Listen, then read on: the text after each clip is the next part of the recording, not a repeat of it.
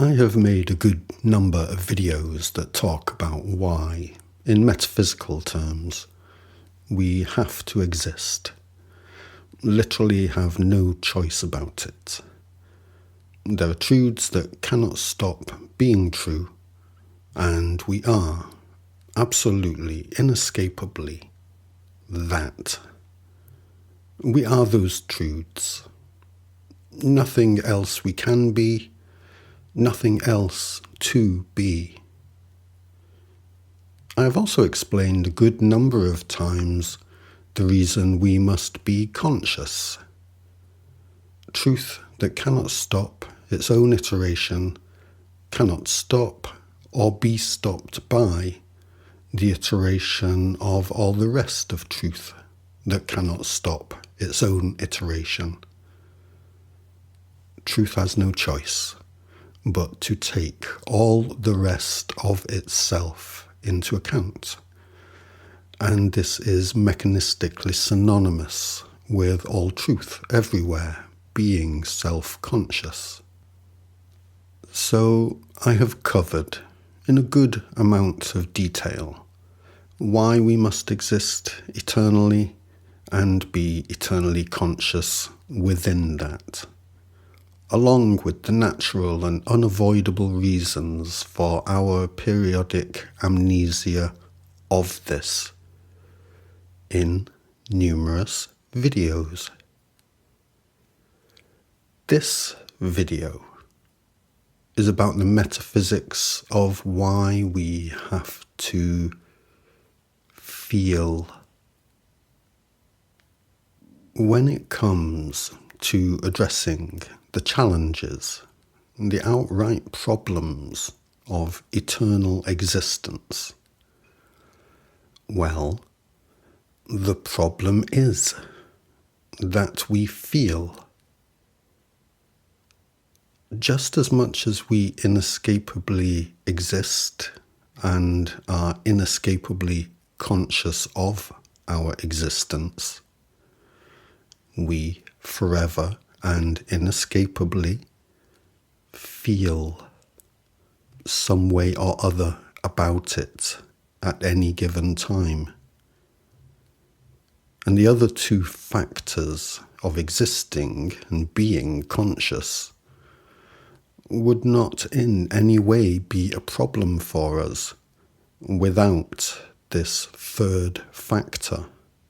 To exist forever and be conscious of that forever may sound like a terrifying prospect, one that makes the prospect of periodic amnesia a thing to be truly grateful for.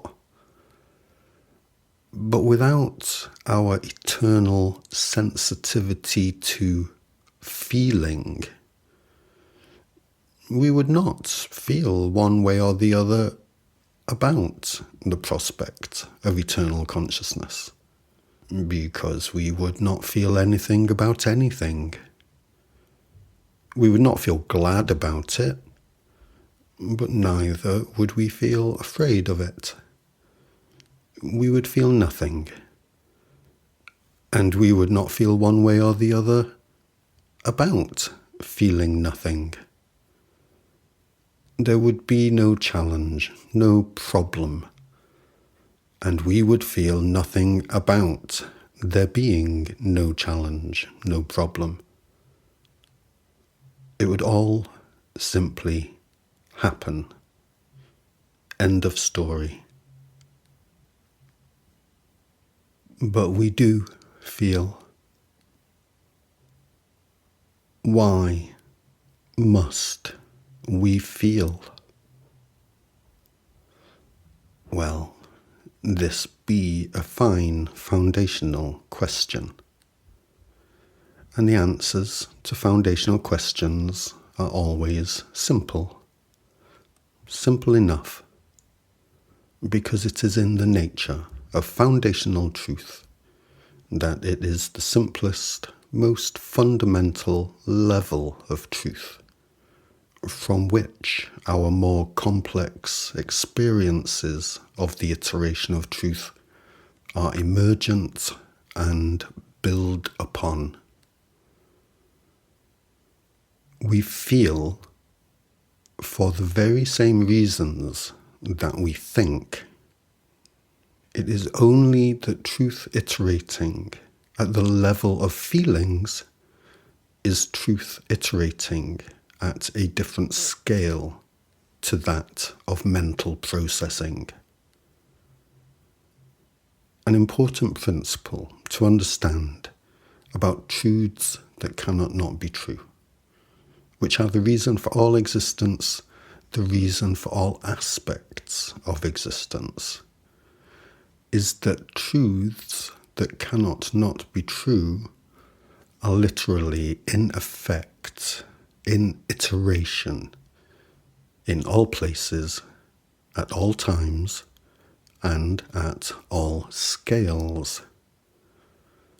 This is what them not being able to not be true means. And we can think of different scales as being different scales of size in spatial terms.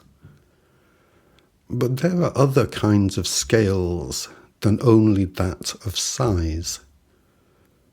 There are scales of speed and scales of density, scales of intensity, all manner of scales.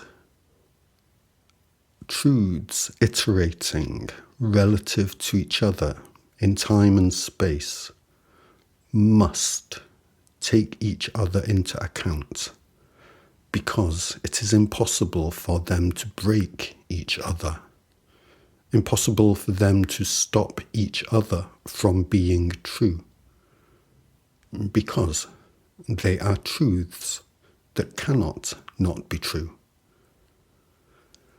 And this is mechanistically synonymous with consciousness. And consciousness is as much awareness as it is thought processes that lead to decision making. Thought processes that lead to decision making cannot be thought processes that lead to decision making if they are divorced from awareness.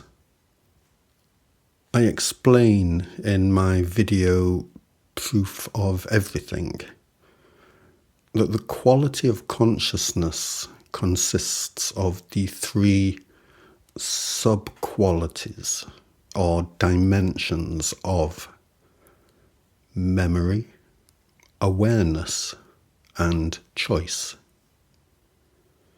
Take one of these dimensions of consciousness away, and you no longer have consciousness. Without awareness, there is no consciousness. And what is awareness?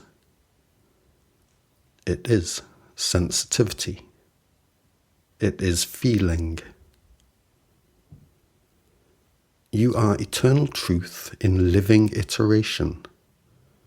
You are composed of and surrounded by eternal truth in living iteration. There is no room or time or possibility anywhere in all existence for anything else, because eternal truth in living iteration takes up all of the room, time, and possibility. Truth cannot break neighbouring truth, which means it cannot ignore the truth of that which is iterating around it, which means that it cannot be unaware of those truths that are having the most immediate impact on it, which means that truth cannot help but be sensitive to what is happening to and around it that is of a commensurate scale to its own particular scale of sensitivity in that moment. Eternal truth in living iteration is truth in perpetual expansion, because truth in iteration is born out of, emergent from, all of its own past iterations. Truth in iteration is forever accruing more past, more and more and more past, on and on. This is why truth is in a perpetual state of expansion, actual physical expansion, which literally results in the physical effect of gravity. And as we are literally expanding into our surroundings, and our surroundings are literally expanding into us, we are literally pressing on existence, and existence is pressing on us at all kinds of scales, in all kinds of ways, all of the time. And so, we cannot help but be feeling some way or the other about all of this at any given time. As humans, we have our physical sensations, we have our emotional sensations, we have our mental sensations, and more sensations besides. These different levels of sensations are our own awareness of self and that which is pressing on our own awareness at scales that become finer and subtler in one direction, the direction of increasing complexity, and rougher and more forceful in the other direction, the direction of increasing simplicity.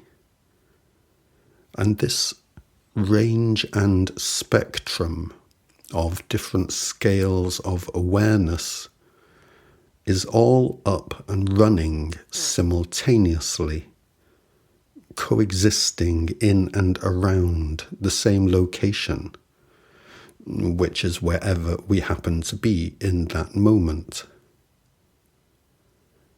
And as the infinite and infinitely complex beings that we are, this can and does and will lead to all manner of mysterious relativistic effects and experiences for all of us, all of the time. Whatever it is that you are experiencing this very moment, it is without doubt a highly mysterious relativistic effect and experience. You can be sure of that. And so it is that we feel. We can avoid certain experiences and the feelings they bring, but we cannot avoid experience. We just can't. None of us. And what all of this boils down to at the foundational level, for now and for all the rest of eternity, is that some things feel better and some feel worse. And when human culture is in a state of self-polarization, and none of us know what the fuck we are doing. We reap the results of not knowing what the fuck we are doing. Religions promise us an eternity of bliss, and science promises us that one day the pain will end forever, and we make our choices accordingly. And both of them are wrong. And this is our human world today. And you can see what it looks like. You can see what it feels like. You continue as you do because you believe that at some point further down the line, it's all going to be over. And it isn't. Both you and I will still be here, and each of us will still be reaping the results of our previous choices. And on, and on, and on. I look to teach these truths day after day in the face of a world that suppresses my work and rejects me for utterly selfish reasons. I know that I am bringing myself better rather than worse. That is all. The core difference between us is that you guys think that me feeling worse than you must mean that you will be the one to feel better. While I know that all of you guys feeling better will just be the best feeling in the world for me. And I am a selfish man. A selfish man who desires the best feeling in the world for himself. You all desire the best feeling in the world for yourselves also. I know this full well. But you have eaten the lies of human culture, and you regurgitate them, and then eat them again. It does not lead to what you hope it will lead to.